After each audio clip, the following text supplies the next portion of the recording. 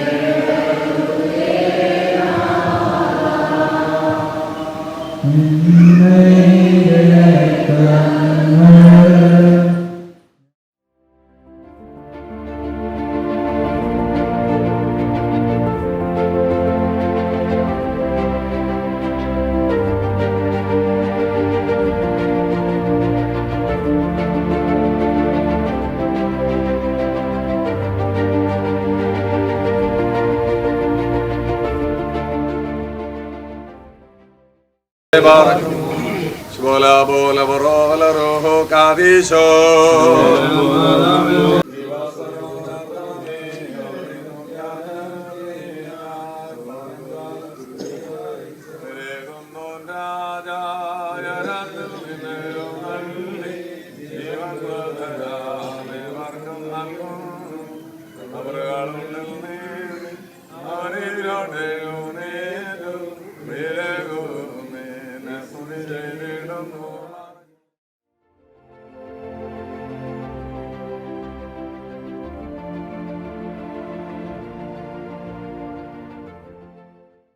ചരമവാർഷികം ആചരിക്കുന്നതിനോടൊപ്പം തന്നെ അന്തരിച്ച പ്രശസ്ത അഭിഭാഷകൻ BA ആളൂരിന്റെ അനുസ്മരണ ചടങ്ങും സംഘടിപ്പിച്ചു. തോട്ടമുക്ക് കോടതി ജംഗ്ഷനിൽ വെച്ചാണ് പരിപാടി സംഘടിപ്പിച്ചത്. ചടങ്ങിൽ SSLC പരീക്ഷയിൽ ഉന്നത വിജയം കരസ്ഥമാക്കിയ വിദ്യാർത്ഥികളെ Mathew John Kallur memorial trust ആദരിക്കുകയും ചെയ്തു.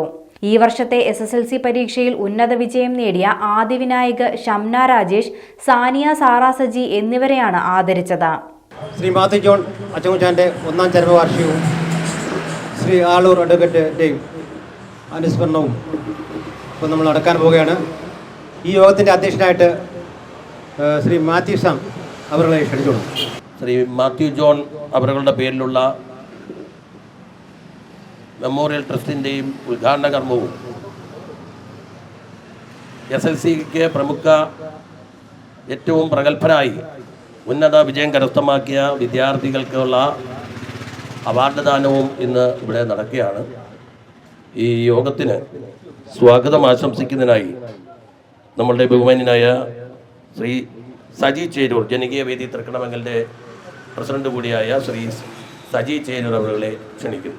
അധ്യക്ഷൻ ശ്രീ മാത്യു സാം അവരെ ഈ യോഗത്തിലേക്ക് സ്വാഗതം ചെയ്യുന്നു. ഒരു യോഗം ഉദ്ഘാടനം ചെയ്യുന്ന ശ്രീ ജേക്കബ് വർഗീസ് വടക്കെടുത്ത് കൊട്ടാരക്കരയുടെ ആരോഗ്യകാര്യ സ്റ്റാൻഡിംഗ് കമ്മിറ്റി ചെയർമാനാണ്. അദ്ദേഹത്തെ ഈ യോഗത്തിലേക്ക് സ്വാഗതം ചെയ്യുന്നു. അടുത്തതായി മുഖ്യപ്രഭാഷണം നടത്തുന്നത് ശ്രീ കാർത്തികേയൻ KC, ജനനീതി സംരക്ഷണ സമിതി രക്ഷാധികാരിയാണ്. അദ്ദേഹത്തെ ഈ യോഗത്തിലേക്ക് സ്വാഗതം ചെയ്യുന്നു. അടുത്ത ശ്രീ KG റോയ് സാറിനെ ഈ യോഗത്തിലേക്ക് സ്വാഗതം ചെയ്യുന്നു. പിന്നെ ഈ യോഗത്തിൽ പങ്കെടുത്തുകൊണ്ടിരിക്കുന്ന നമ്മുടെ ബഹുമാനി വ്യക്തികൾ എല്ലാവരുടെയും പേര് എനിക്കറിയത്തില്ല. നമ്മുടെ മീഡിയയായ കൊട്ടാരക്കര ചാനലിൽ ഇവിടെ പങ്കെടുത്തിരിക്കുന്ന എൻഡോർമെൻറ്റ് അവാർഡ് മേടിക്കാനും ക്യാഷ് അവാർഡ് മേടിക്കാനും വന്നിരിക്കുന്ന മാതാപിതാക്കൾ, നാട്ടുകാർ എല്ലാവരെയും ഒറ്റ യോഗത്തിൽ സ്വാഗതം പറയുന്നു. നമുക്കറിയാം പ്രിയപ്പെട്ട അച്ചമുച്ചായ, അദ്ദേഹത്തിന്റെ ഒഫീഷ്യൽ നെയിം നമുക്കറിയാം മാത്യു ജോൺ. 70ാമത്തെ വയസ്സിൽ കഴിഞ്ഞ വർഷം ഇതേ സമയം അദ്ദേഹത്തിന്റെ വേർപാട് തൃക്കണമെങ്കിൽ മാത്രമല്ല കൊട്ടാരക്കരയിൽ തന്നെ വളരെ ദുഃഖകരമായൊരു സംഭവമായിരുന്നു. അദ്ദേഹത്തിന്റെ വേർപാട് എങ്ങനെയാണെന്നും നമുക്കറിയാം. വളരെ ആരോഗ്യവാനായി വളരെയധികം സജീവമായി സാമൂഹിക മേഖലകളിലൊക്കെ പ്രവർത്തിച്ചു കൊണ്ടിരുന്ന പ്രിയ അച്ചമുച്ചായ വളരെ പെട്ടെന്നാണ് അദ്ദേഹത്തിന് അസുഖം ചെറുതായി ഉണ്ടായി. അതിന്റെ അടിസ്ഥാനത്തിൽ കൊട്ടാരക്കൽ ഒരു സ്വകാര്യ ആശുപത്രിയിൽ ചികിത്സയിൽ ആയിരുന്നു. ആ ചികിത്സാ പിഴവ് കൊണ്ട് വളരെയധികം പെട്ടെന്ന് തന്നെ അദ്ദേഹത്തിന്റെ രോഗം മൂർച്ഛിക്കുന്നു. അവിടെ നിന്ന് ഹോസ്പിറ്റൽ ഒഴിവാക്കി മറ്റൊരു ഹോസ്പിറ്റലിലേക്ക് അദ്ദേഹത്തെ റെഫർ ചെയ്യുന്നു. അദ്ദേഹത്തിന് ഏതാനും ചില ദിവസങ്ങൾ കഴിഞ്ഞപ്പോൾ ഈ ലോകത്ത് നിന്ന് വേർപെടുന്ന ഒരു സ്ഥിതിയുണ്ടായി. അക്ഷരാർത്ഥത്തിൽ നമ്മളെയൊക്കെ ഞെട്ടിക്കുന്നതായിരുന്നു ഒരു സംഭവം. അച്ചമുച്ചാരെ അറിയാവുന്നവർക്കറിയാം, വിദ്യാർത്ഥികൾ മുതൽ അദ്ദേഹത്തിന്റെ പിതാവ് ആ പ്രായം വരെയുള്ള ആളുകളെ ഒരുപോലെ സ്നേഹിക്കുകയും അവരെയൊക്കെ ബഹുമാനിക്കുകയും അവരോടൊപ്പം തന്നെ വളരെ സൗഹാർദ്ദത്തോടെ ഇടപെടുന്ന ഒരു നിറഞ്ഞ ചിരിയോടെയുള്ളതായ വലിയ ഒരു മനുഷ്യനായിരുന്നു പ്രിയ അച്ചമുച്ചായ. അതിലേറെ നമുക്ക് അഭിമാനകരമായ കാര്യം എന്ന് പറയുന്നത്, പലപ്പോഴും മാതാപിതാക്കൾ മക്കളാൽ സംരക്ഷിക്കപ്പെടാൻ കഴിയാതെ വളരെയധികം വേദനാജനകമായ ഒരു അസ്വസ്ഥതയിലും പ്രയാസത്തിലും സമൂഹത്തിൽ പലരെയും നമ്മൾ കാണുമ്പോൾ പ്രിയ സുനിലും സുബിനും അതുപോലെ തന്നെ പ്രിയ അച്ചമുച്ചൻ ആ കുടുംബവും ഒരു മാതൃകാപരമായ ഒരു കുടുംബമായിരുന്നു പറയുന്നത് സന്തോഷമുണ്ട്. അവര് അപ്പനും മക്കളും എന്നുള്ളതിന് ഉപരിയായി ഒരു സഹോദരങ്ങളെ പോലെ അല്ലെങ്കിൽ ഒരു കൂട്ടുകാരെ പോലെ വളരെ സൗഹാർദ്ദത്തിൽ ഇടപെടുന്ന വളരെ അനുഗ്രഹിക്കപ്പെട്ട ഈ പ്രദേശത്തെ ഒരു കുടുംബം തന്നെയാണ് ഈ സുനിലിന്റെ അല്ലെങ്കിൽ അച്ചമുച്ചാന്റെ കുടുംബം എന്ന് പറയുന്നത്. അതെല്ലാവർക്കും നമുക്ക് അറിയാവുന്നതാണ്. മറ്റൊരു കാര്യം, സാധാരണഗതിയിൽ ഒരു സാധാരണ ആളുകൾ ഹോസ്പിറ്റലിൽ പോകുമ്പോൾ ആശുപത്രികളിലെ ചികിത്സാ പിഴവുകൾ നിരവധി നമ്മൾ കാണുന്നതാണ്. അത് 2 ദിവസം ആ ഒരു പ്രശ്നം, അത് സംബന്ധിച്ചുള്ള വിഷയങ്ങൾ, തർക്കങ്ങൾ, അതിനെ സംബന്ധിച്ചുള്ള പ്രതിഷേധങ്ങളൊക്കെ 2-3 ദിവസം നിലനിൽക്കും. എന്നാൽ നമ്മളുടെ സുനിലും സുബിനും ഈ വിഷയം വിട്ടില്ല. ഉറപ്പായും ഈ പ്രദേശത്ത് നമുക്കറിയാം, ഇവിടെയുള്ള സ്വകാര്യ ആശുപത്രിയുടെ ചികിത്സാ പിഴവ് തന്നെയാണ് അദ്ദേഹത്തിന്റെ മരണ കാരണമെന്ന് 100% ഇവിടുത്തെ എല്ലാവർക്കും നന്നായിട്ട് അറിയാവുന്നതാണ്. അതുകൊണ്ട് തന്നെ മറ്റുള്ളവരിൽ നിന്ന് വ്യത്യസ്തമായി പ്രിയപ്പെട്ട സുനിലും സുബിനും ഈ കേസുമായി പരാതിയുമായി എല്ലാ മേഖലകളിലേക്ക് പോയിരുന്നു. അവർക്കെതിരെ കോടതി നിലവിലുള്ള വിവിധ കേസുകൾ പോലീസിലും കോടതിയിലും ഇവർക്കെതിരെ ആ സ്വകാര്യ ആശുപത്രിയിൽ നൽകുകയുണ്ടായി. എന്നാൽ അതിലൊന്നും അവർക്ക് വിജയിക്കാൻ കഴിഞ്ഞില്ല. ഇപ്പോൾ ആ കേസ് എറണാകുളം ഹൈക്കോടതിയിൽ കിടക്കുന്ന ഇതിനിടയിൽ പല രേഖകളും അവർക്ക് സ്വരൂപിക്കാൻ കഴിഞ്ഞു. ആ പ്രമുഖ ആശുപത്രി പല തരത്തിലുള്ളതായ സർട്ടിഫിക്കേഷൻ ഇല്ലാതെയാണ് പ്രവർത്തിക്കുന്നതെന്ന് കോടതിയിൽ അവർക്ക് തെളിയിക്കാൻ കഴിഞ്ഞു. നമുക്കറിയാം, ഈ ഒരു വിഷയവുമായി ബന്ധപ്പെട്ട് ബഹുമാന്യനായ BA ആളൂർ എന്ന് പറയുന്ന ഹൈക്കോടതിയിലെയും സുപ്രീം കോടതിയിലെയും ഏറ്റവും പ്രസിദ്ധമായ ഒരു ക്രിമിനൽ ലോയർ, അദ്ദേഹത്തിന് ഒരു ബന്ധമില്ലാത്തതായ തൃക്കണമംഗലിൽ അദ്ദേഹത്തിന് എന്തുകൊണ്ടാണ് അദ്ദേഹത്തിന്റെ അനുസ്മരണം ഇതോടൊപ്പം നടത്തുന്നതെന്ന് സാധാരണ പലരും ചോദിക്കുകയുണ്ടായി. അതിന്റെ പ്രധാന കാരണം നമുക്കറിയാം. ഈ കേസ്, ഈ സ്വകാര്യ ആശുപത്രിക്കെതിരെയുള്ള കേസും പ്രിയപ്പെട്ട അച്ചമുച്ചാന്റെ മരണത്തിന് കാരണമായ ഈ സ്വകാര്യ ആശുപത്രിയുടെ ചികിത്സാ പിഴവിനെതിരെയുള്ള കേസ്, ഈ ബഹുമാനായ BA ആളൂർ അതിനെക്കുറിച്ച് പഠിച്ചപ്പോൾ, ഇതിന്റെ രേഖകൾ പരിശോധിച്ചപ്പോൾ ഈ ആശുപത്രി ഒരു ദിവസം പോലും മുന്നോട്ട് പോകാൻ കഴിയാത്ത നിലവാരത്തിൽ വളരെ നിയമവിരുദ്ധമായാണ് പ്രവർത്തിക്കുന്നത് എന്ന് അദ്ദേഹത്തിന് ബോധ്യമായ അടിസ്ഥാനത്തിൽ ആ കേസ് ഹൈക്കോടതി മുഴുവൻ അദ്ദേഹം തീരുമാനമെടുത്തു. സാധാരണഗതിയിൽ ഈ സുപ്രീം കോടതിയിൽ വലിയ ക്രിമിനൽ കേസുകൾ നമുക്കറിയാം. സുപ്രീം കോടതിയിലുള്ള വളരെ വലിയ ക്രിമിനൽ കേസുകളിൽ വധശിക്ഷയ്ക്ക് വിധിക്കപ്പെട്ടവർക്ക് വേണ്ടി പോലും കേസ് നടത്തി അവരെ ജീവപര്യന്തമാക്കിയോ അല്ലെങ്കിൽ നിരപരാധികളായ ആളുകളെ രക്ഷപ്പെടുത്തുന്നതിനുള്ള ഒരു നടപടിയുമായി മുന്നോട്ട് പോയ BA ആളൂർ ഒരു സ്വകാര്യ ആശുപത്രിക്കെതിരെ, ഒരു വ്യക്തിയുടെ മരണത്തിന് കാരണമായ ആശുപത്രിക്കെതിരെ നിയമ നടപടിയുമായി മുന്നോട്ട് പോകാൻ തയ്യാറായതിന്റെ പ്രധാന കാരണം അദ്ദേഹത്തിനുള്ള മനുഷ്യത്വമാണ്. അച്ചൻകുട്ടൻ എൻ്റെ ഒരു ചേട്ടനെ പോലെ. ഞാൻ ജനിച്ചപ്പം മുതലേ അച്ചൻകുട്ടനെയൊക്കെ കണ്ട് വളർന്നു വന്ന ഒരു വ്യക്തിയാണ് ഞാൻ നഗരസഭയിലൊക്കെ, പഞ്ചായത്തിലായാലും നഗരസഭയിലൊക്കെ മത്സരിക്കുമ്പോൾ എൻ്റെ ചേട്ടൻ എന്ന രീതിയിൽ എന്നോട് സഹകരിക്കുകയും സുബിനുമൊക്കെ എൻ്റെ മക്കളെ പോലെ എനിക്ക് വേണ്ടി പ്രവർത്തിക്കുകയൊക്കെ ചെയ്ത വലിയ കുടുംബത്തിൻ്റെ ആൾക്കാരാണ്. കല്ലൂർ കുടുംബത്തെ പറ്റി പറയുവാണെങ്കിൽ കൃഷ്ണമംഗലെ പേരുകേട്ട ഒരു കുടുംബമാണ് കല്ലൂർ കുടുംബം. അതിലെ ആ കുടുംബത്തിലെ ഒരു ശ്രേഷ്ഠനായ ഒരു ആളാണ് അച്ചൻകുട്ടൻ. രാഷ്ട്രീയ പ്രവർത്തനങ്ങളിലായാലും അതുപോലെ തന്നെ കൃഷി അങ്ങനെയുള്ള കാര്യങ്ങളിലൊക്കെ ആയാൽ തന്നെ വളരെ ആത്മാർത്ഥതയോടുകൂടി പ്രവർത്തിക്കുകയും നാടിനു വേണ്ടി ഒരുപാട് കാര്യങ്ങളൊക്കെ ചെയ്ത ഒരു വലിയ മനുഷ്യനാണ് അച്ചൻകുട്ടൻ. അച്ചൻകുട്ടൻ മരിച്ചു പോയിട്ട് ഒരു വർഷം തികയാണ്. ഇന്ന് രാവിലെ തട്ടത്ത് പള്ളിയിൽ ഒരു വർഷം തന്നെ എൻ്റെ മീറ്റിംഗ് ഒക്കെ നടന്നു. അതിന് ഞാൻ സംബന്ധിച്ചിട്ടുണ്ട്. അപ്പോൾ മരണം എല്ലാ മനുഷ്യർക്കും ഉള്ളതാണ്. അതിന്ന് നാളെ മറ്റന്നാളായിട്ട് ഓരോരുത്തരെയും സമീപിക്കും. മരണത്തിന് കാരണങ്ങൾ പലതാണ്. പല കാരണങ്ങളാൽ മനുഷ്യൻ മരിക്കാറുണ്ട്. അച്ചൻകുട്ടൻ്റെ മരണം എന്നെ സംബന്ധിച്ചിടത്തോളം ഒരു സംശയാസ്പദമായ ഒരു മരണം. അത് ഇപ്പൊ കേസിലാണ്, കേസിൽ കിടക്കുക. അതിന്റെ പുറമെ അദ്ദേഹത്തെ സ്നേഹിക്കുന്ന അദ്ദേഹത്തിന്റെ മക്കൾ സുബിനും വളരെ ആത്മാർത്ഥതയോടുകൂടി ആ കേസ് തെളിയിക്കുന്നതിന് വേണ്ടി പ്രയത്നിച്ചുകൊണ്ടിരിക്കുകയാണ്. തീർച്ചയായിട്ടും അത് ഏത് രീതിയിലാണ് അച്ഛൻ മരിച്ചതെന്നുള്ള കാര്യം നമുക്ക് മനസ്സിലാക്കാൻ കഴിയണം എന്നുള്ളത് ഒരു യാഥാർത്ഥ്യമാണ്. അതിനകത്തൊന്നും നമുക്ക് നിഷേധിക്കാൻ പറ്റത്തില്ല. അതിൻ്റെയൊക്കെ കൂടെ ഞങ്ങൾ എപ്പോഴും ഉണ്ടായിരിക്കും. എന്ത് സഹായത്തിനും നമ്മളൊക്കെ ഉണ്ടായിരിക്കും. പ്രശ്നമാണ്. അത് കേസിന്റെ പുറകെ അങ്ങനെ നടക്കട്ടെ.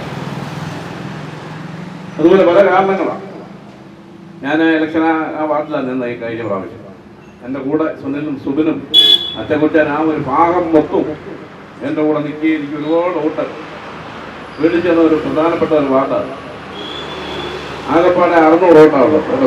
600 വോട്ടായിരുന്നു. എനിക്കിതിനായിട്ട് 3 സ്ഥാനാർത്ഥികളുണ്ടായി. എനിക്ക് കിട്ടിയത് 425 വോട്ടിന്റെ ഭൂരിപക്ഷമാണ്. 600 വോട്ട്. അപ്പൊ അങ്ങനെ എന്നെ ഇഷ്ടപ്പെടുന്ന, എന്നെ സ്നേഹിക്കുന്ന ആൾക്കാരാണല്ലോ. അതിൽ ഏറ്റവും പ്രധാനപ്പെട്ട ഒരു കുടുംബമായിരുന്നു അച്ചൻകുട്ടൻ്റെയും സുബിനിൻ്റെയും സുബിനുമൊക്കെ ഉള്ള കുടുംബം. ഇന്നും കല്ലു കുടുംബം എൻ്റെ കൂടെ ഉണ്ട്, എപ്പോഴും ഉണ്ട്. ഏത് കാര്യത്തിനും അവരുടെ കുടുംബക്കാരൻ്റെ കൂടെ ഉണ്ട്. മാത്യു ജോൺ ചേട്ടന് വയറിനോടനുബന്ധിച്ചായിരുന്നു അസുഖം. അപ്പൊ വലിയ കുഴപ്പമൊന്നുമില്ല. എങ്കിലും അതിനോടനുബന്ധിച്ചുള്ള അസുഖത്തെ തുടർന്ന് നാട്ടിലെ ഒരു വലിയ ഹോസ്പിറ്റൽ, വിജയ ഹോസ്പിറ്റൽ, അവിടെയാണ് കാണിച്ചത്. എന്നാൽ 2 ദിവസം കൊണ്ട് തന്നെ ഉദരരോഗം മാറി കിഡ്നിയും ലിവറും മറ്റ് അവയവങ്ങൾക്കും വളരെ ദോഷം സംഭവിച്ചിരിക്കുന്നു. അതിനെ തുടർന്നാണ് ചികിത്സ നടത്തേണ്ടത്. നിർഭാഗ്യമെന്ന് പറയട്ടെ, അവിടെ ഓപ്പറേഷൻ ചെയ്യുന്ന ഒരു സംവിധാനവുമില്ല. അവിടെ ആ ചികിത്സയെ തുടർന്ന് ഒന്ന് ഭേദപ്പെട്ടതിന് ശേഷം മറ്റു ഓപ്പറേഷനുള്ള കാര്യങ്ങളിലേക്ക് കടക്കാമെന്നുള്ള നിർദ്ദേശമാണ് ഹോസ്പിറ്റൽ അധികൃതരിൽ നിന്നും മക്കൾക്ക് ലഭിച്ചത്. മക്കൾക്കുണ്ടായിരുന്ന വിശ്വാസത്തിൽ കോട്ടം തട്ടി തുടങ്ങിയപ്പോൾ അവർ ആവശ്യപ്പെട്ടു, ഈ ഹോസ്പിറ്റലിൽ നിന്നും ഞങ്ങൾ മറ്റെവിടേക്കെങ്കിലും കൊണ്ടുപോയിക്കോട്ടെ എന്നുള്ള കാര്യം. അതിന് ഹോസ്പിറ്റലുകാർ അനുവദിച്ചില്ല എന്നുള്ളതാണ് ഞങ്ങൾക്ക് മനസ്സിലാക്കാൻ കഴിഞ്ഞിട്ടുള്ളത്. ഏകദേശം ഒരു 5-6 ദിവസം, 5-ാം തീയതിയാണ്, 5/5/2024 ഹോസ്പിറ്റലിലെ മാത്യു ജോൺ അദ്ദേഹത്തെ അവിടെ അഡ്മിറ്റ് ആക്കുന്നത്.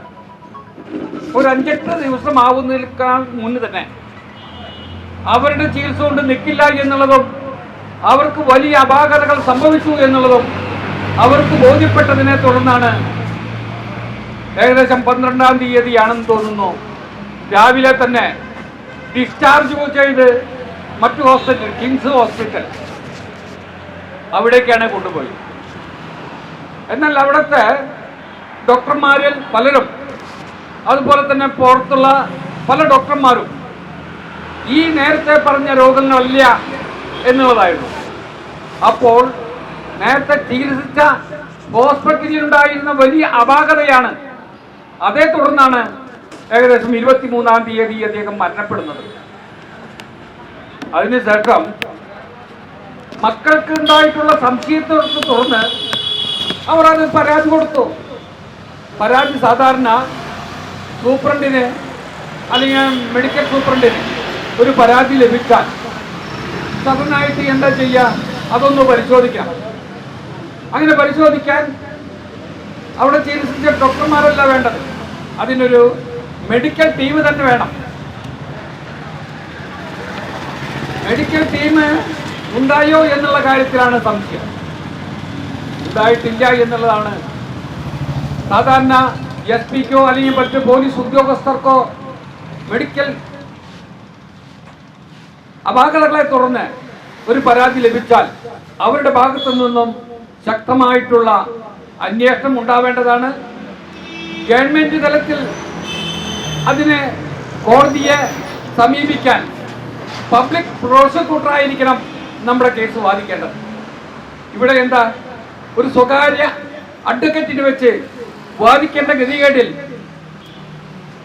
സുനിലിനും അദ്ദേഹത്തിന്റെ അനുജനും നേരിടേണ്ടി വന്നു എന്നുള്ള ഒരു ദുഃഖ സത്യം തന്നെ നിലവിലുണ്ട്. ഇപ്പോൾ ഒരു പ്രഗത്ഭനായിട്ടുള്ള ഒരു അഡ്വക്കേറ്റ്, ദേശീയ തലത്തിൽ തന്നെ അദ്ദേഹം വളരെ അറിയപ്പെടുന്ന ഒരു വ്യക്തിയാണ്, അഡ്വക്കേറ്റ് BA ആളൂർ. അദ്ദേഹം ഫേമസ് ആവുന്നത് ഒരു ചാമിയുടെ കേസിലാണ്. തീവണ്ടിയിൽ ഒരു പെൺകുട്ടിയെ ദാരുണമായി കൊലപ്പെടുത്തി ആ കേസിൽ. അന്നൊക്കെ കേൾക്കുമ്പോൾ ഈ അഡ്വക്കേറ്റിനെതിരെ ഒരു വെറുപ്പിന്റെ ഒരു രീതിയായിരുന്നു പൊതുവെ. ഇങ്ങനത്തെ കേസൊക്കെ ഏറ്റെടുക്കുന്നത് നല്ലതാണ്. അതിനെപ്പറ്റി പലരായിട്ടും ഇങ്ങനെ സംസാരിക്കുമ്പോൾ അഡ്വക്കേറ്റിന്റെ ഭാഗത്തു നിന്ന് തന്നെ ഒരു നിർദ്ദേശം വന്നു. ഇദ്ദേഹം ഈ കേസ് ഏറ്റെടുത്തില്ലെങ്കിൽ കോടതി തന്നെ വാദിക്കാൻ അവിടെ ഒരു അഡ്വക്കേറ്റിനെ വെച്ചു കൊടുക്കുന്ന ഒരു സ്ഥിതി.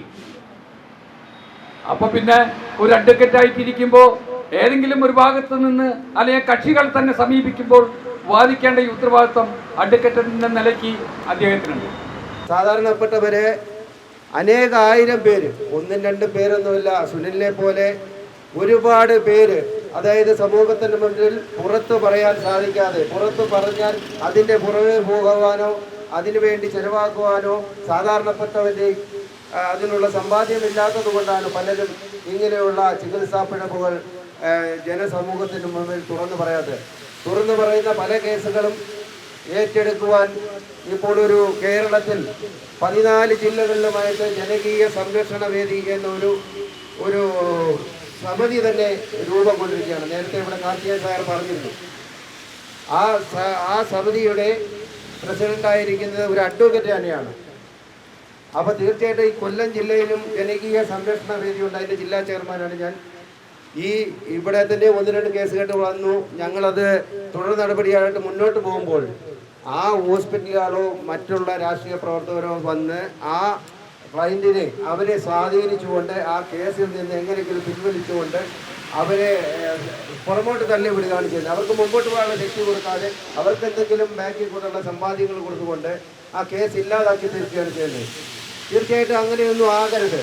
നമ്മളെല്ലാം മനുഷ്യന്മാരാണ്. മനുഷ്യൻ്റെ ജീവന് വില ഇല്ലെങ്കിൽ പിന്നെ എന്തിനാണ് ജീവന്റെ വില കൽപ്പിക്കാത്ത ഇതുപോലുള്ള സ്വകാര്യ ആശുപത്രി മാത്രമല്ല, നമ്മുടെ താലൂക്ക് ഹോസ്പിറ്റലിലും വിവിധ തരമായിട്ടുള്ള ഇത്തരം സംഭവങ്ങൾ നടന്നിട്ടുണ്ട്.